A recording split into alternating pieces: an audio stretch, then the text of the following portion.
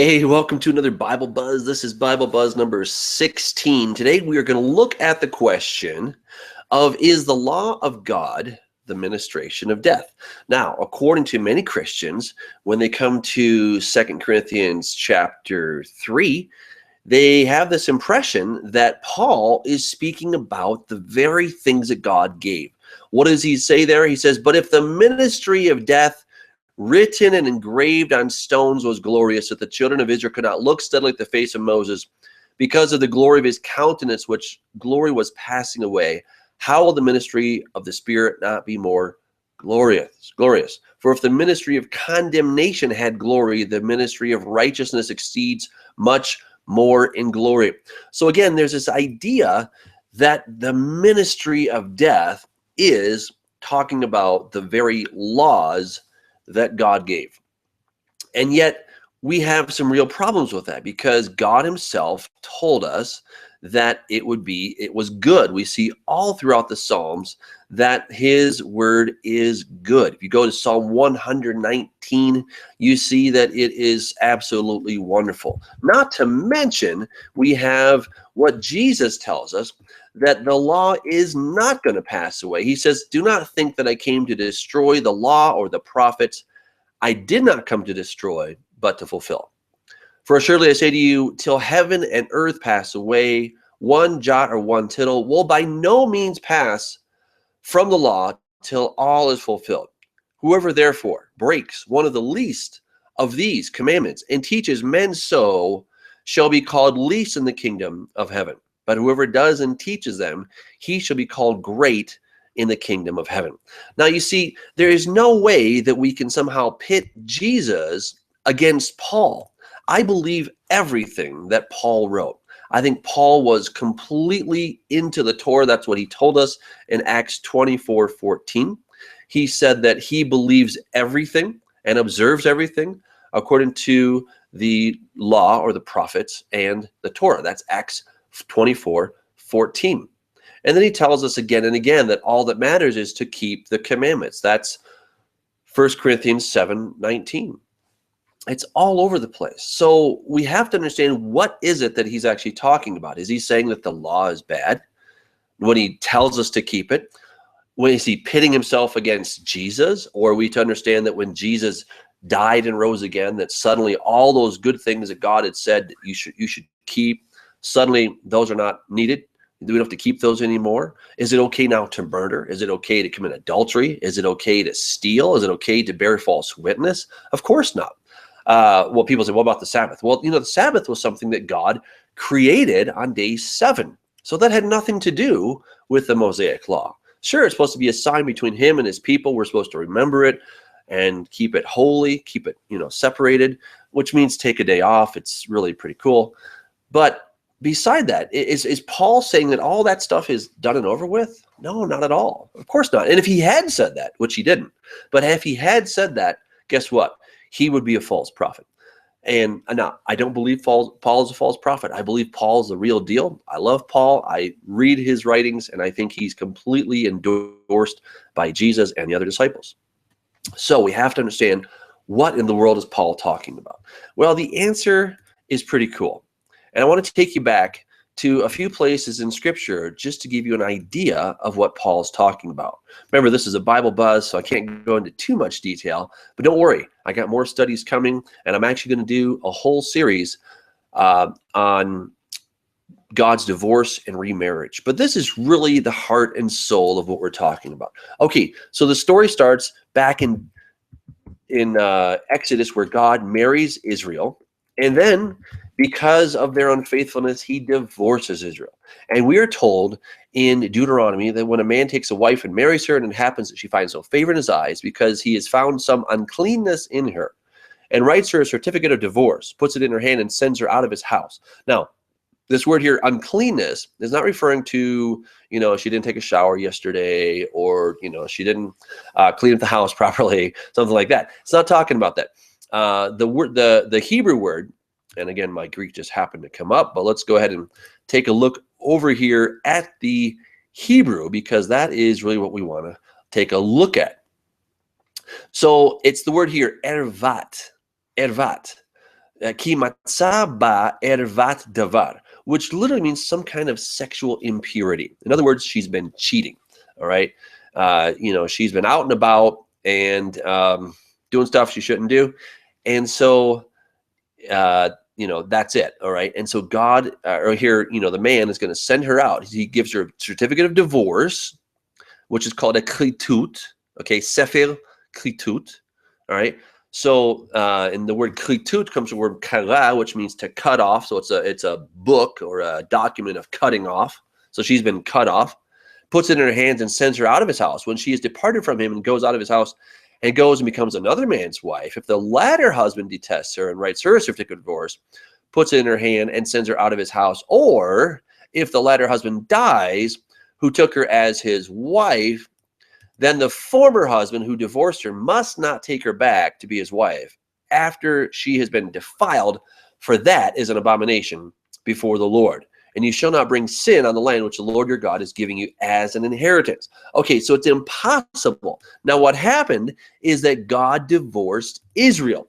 He tells us in so many words. He says in Hosea that just as Hosea married Gomer and she was unfaithful to him, so too has the house of Israel. Remember that Israel and Judah split.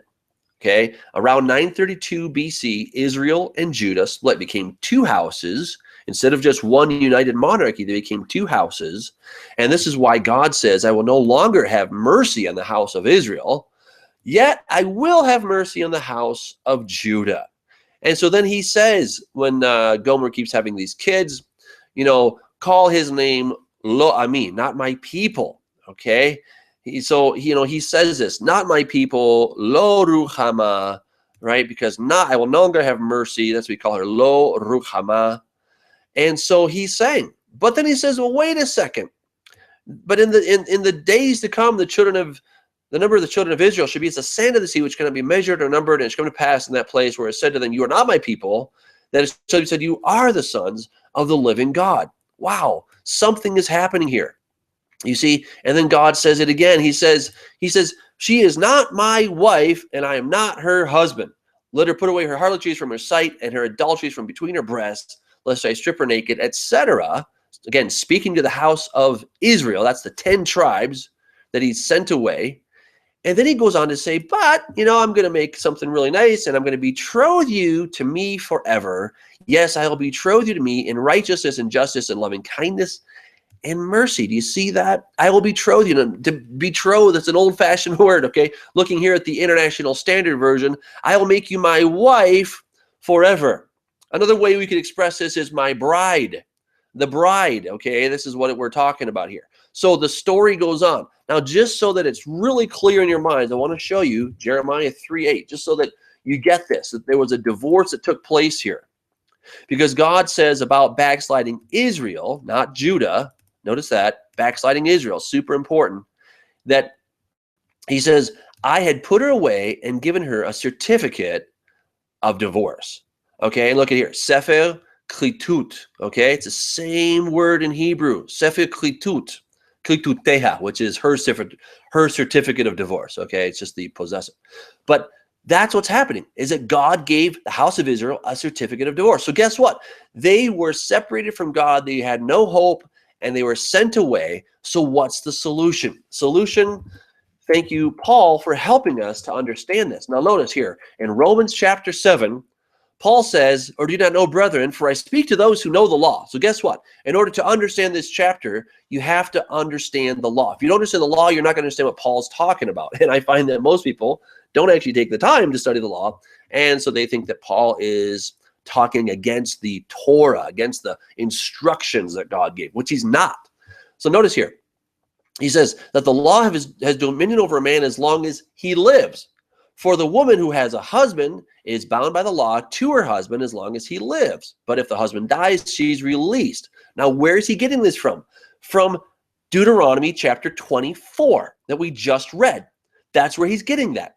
So if a man has a wife or a woman has a husband, she's bound by the husband, just as it says in Deuteronomy chapter 24. But if the husband dies, she's released from the law. Now, should I put a period right after that from the law? She's released from the law. Now the whole Torah has no application to her. No, look at it. The law of her husband, the law of her husband. Let me show you that in Greek, just for you skeptics out there.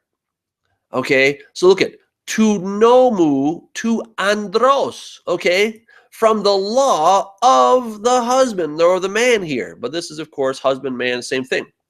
So the law of the husband is what she's been released from. She's not released from the good instructions that God gave. So now she can, go out and murder or something like that. Of course not. That would be ridiculous. So if the husband dies, so again, if a wife commits adultery, she's considered an adulteress until her husband dies. And when the husband dies, then she's released from the law of her husband. And now she can go marry another. That's what Paul says. So then while her husband lives, she marries another man, she'll be called an adulteress, of course. But if her husband dies, she's free from that law. See this word right here? That. Super important. Not from the law, but she's free from that law. She's free from that law. Oh, how important is that little word?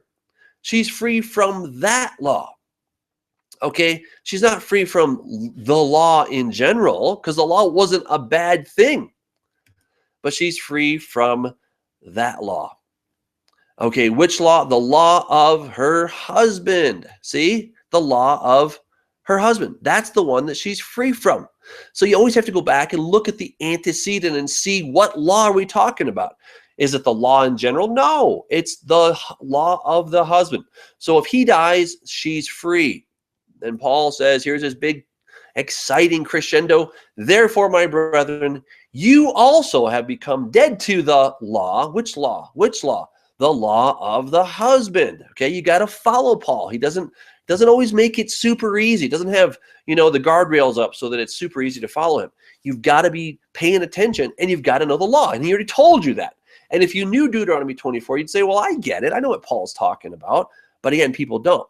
Therefore, my brethren, you also become dead to that law, to the law of the husband, through the body of Christ. Why? Because Jesus is Emmanuel. He is God with us. That you may be married to another. So wait a second.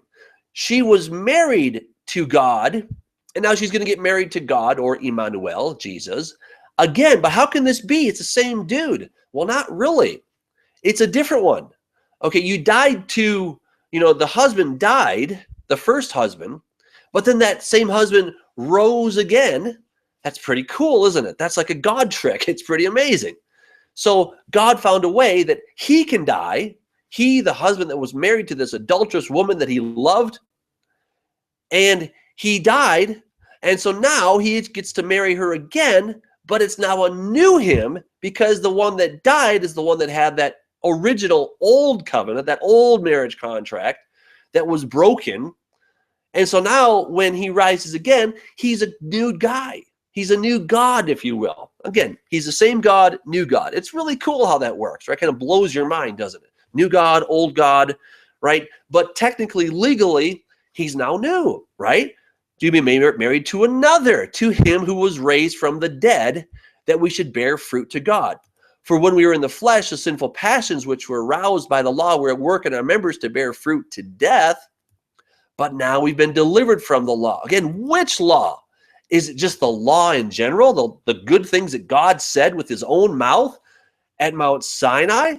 Are we really to believe that God spoke at Mount Sinai for 4 whole chapters, and he said, these are the things that you should do. These are the things that lead to life. I've set before you life and death.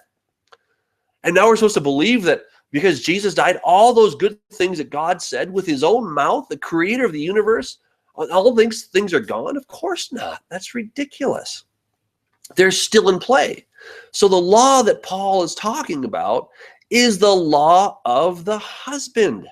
You see, that's the ministration of death, because there's no way out. There's no escape clause. And imagine you've gotten married to God, and now you've blown your covenant with this marriage to God. What escape do you have? You don't have any escape.